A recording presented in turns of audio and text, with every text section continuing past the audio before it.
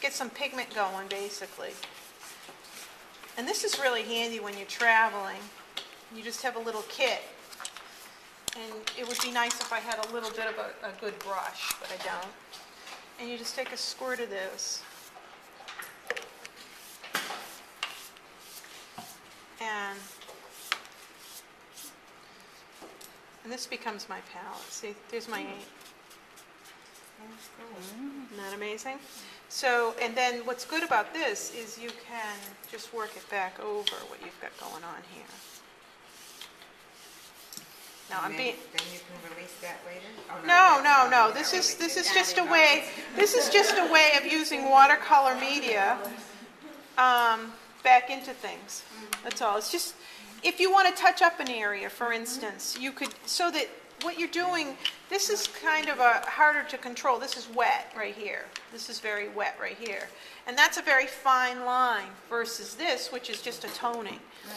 And that's the difference. It's just a different way of using your markers. Now, the other thing you can do for those of you that like to draw and paint, and really draw, you could draw with these onto here, onto any acetate. You wouldn't need this film. You could just do,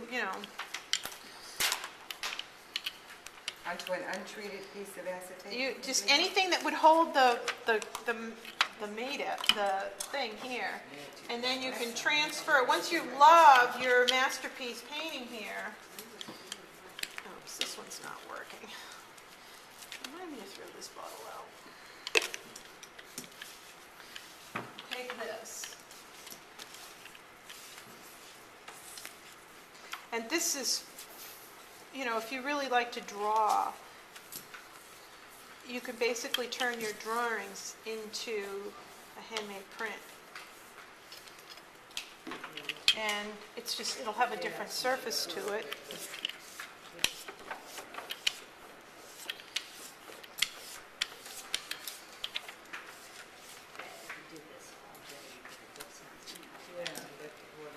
Have you tried mixing the gel with pastel? You probably could do it. I mean, it's just pigment.